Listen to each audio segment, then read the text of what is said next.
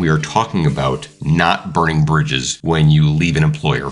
Don't torch them, burn to ashes, never come back. I can only imagine that the times that having left a job, part of the reason that we leave is because we're not happy or we see a better opportunity someplace. Correct. It's easy to seek what I call a cinematic moment. I would like my big goodbye speech to tell you just how stupid you are to lose me.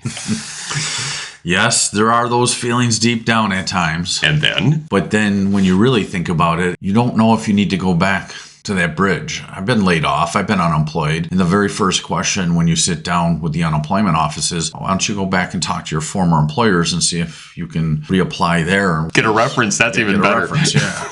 And it's like, no, I burned that bridge. My father always told us never burn a bridge because you do not know when these people are going to come back into your life. One company that I left years ago, they had lost a huge contract and I almost had like survivor syndrome with that one. So when I left that company, it was more out of survivor syndrome. I felt guilty for being one of the few people that actually still had a job after laying off thousands of people. And then the other one, management and myself, we just didn't see eye to eye anymore. I had reached the ceiling of where I could be in their company because of the size of their company. I felt like I needed to grow. They could see that they were hindering my growth, but I did it the right way. In both cases, I put in a 2-week notice.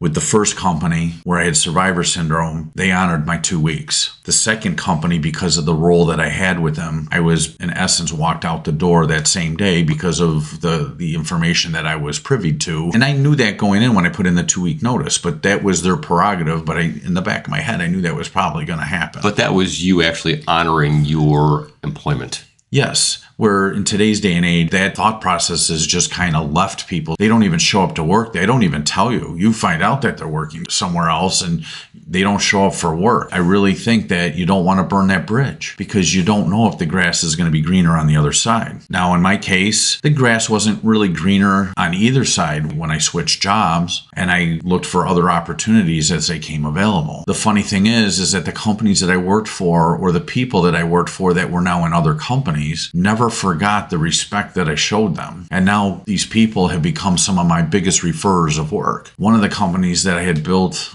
on a sales side to over $1 million before I left has continued to grow. A lot of the original clients that I brought to them, they still have. And now they reach out to me because they have so much work that they can't always get to it. And they know I may not be able to do the work, but they give me that opportunity. And I've done more work with them in 2 years than I made in all the years working for them. And I think that's a true honor. And the fact that they realize that not only did I honor by giving them a 2-week notice, but I also didn't go poach their clients. That's a big deal. A few years back, they took me out to breakfast and they commented about that and about the level of trust that they have with me because I didn't poach their clients.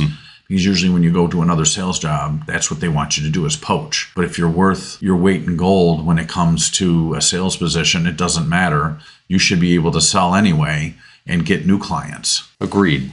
As we talk to the person who might be employed right now and is looking to start their own, what specific piece of advice would you give them? They're going to have to wear a lot of hats. They're going to be in production. They're going to be frontline cleaners for a while. We've talked to folks about bootstrapping, starting out slow, have a second stream of income while you're getting your business started. And they might just be frustrated because they have been where they're working. They're not seeing changes. Maybe they're feeling a little abused, whether it's reality or not. It's a demanding job. It's a very demanding job. What piece of advice would you give this person? Don't cut off the hand that feeds you. Even though in some states there's non-compete laws, in some states they're being challenged and all that, you don't want to get caught up in a legal battle with your current employer or an employer you may need to go back to later, because if you treat them right, you don't know what down the road means. My former employer has generated a lot of additional business for us over the last 2 years. More business than the first 3 years of my business existed. They've brought me more revenue than the first 3 years combined. And then I have another source where I left, and that gentleman where he works now, they have a very definitive size building that they work with. I can work with the sizes down they don't do. So I constantly get work fed to me from them too. And again, it was because I treated the way that I left correctly. And starting my company, I have done all the right things and have continued to give a very high level of service and a high level of customer service to my clients that they have seen in the workplace, that they feel very comfortable to offer those referrals to me, knowing that, hey, this person called me because of who I am. We can't do it. but here, I trust this person. Joel, I think there are a couple of links in this conversation.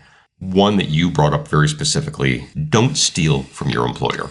And it's not just go after their clients. Don't steal their equipment, their materials, their chemicals. You may think that your employer's dumb. They're going to figure it out because we know how many microfibers should be in a building. And then when you're telling me that you need more and how much chemical that you're using, because everything has its life expectancy. Right. We're pretty smart.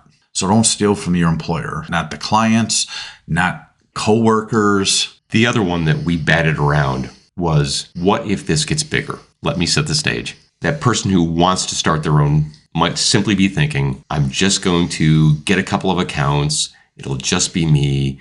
It's not that big a deal. I just need something to feed me. Looking beyond that, in the event that it grows, that means your side gig or your growing business is going to have to survive in the same business community as your previous employer. And they can be a great help or a great hindrance to you. Absolutely. And I have a client on my consulting side that basically did what you're talking about. Do tell. They had like 4 small janitorial accounts. They were working with another company who hired a custodial company to come in and do the work. It's a very large piece of business. And they had seen a couple different companies come and go, saw the problems, and are like, well, I can do that. That was the impetus for your customer to start. Yes. They reached out to me. How do I go about doing this? Honorably. Honorably, because this individual's employer was going to become their client. There was a trust level that they had with this individual. So there was a lot of negotiation going on. And they would call me and say, they said this. I would give them answers. And then eventually they closed the account. And it was a $300,000 a year account. Nice piece of business to start your business with. Things have gone very well. Their first month in business, they virtually have had no hiccups, which that doesn't typically happen with a piece of business that large. I wonder if it's because they have a good coach, Joel. Maybe, I don't know. Okay. It seems like what we've really talked about is starting the business with integrity. Integrity is everything. Joel, thank you.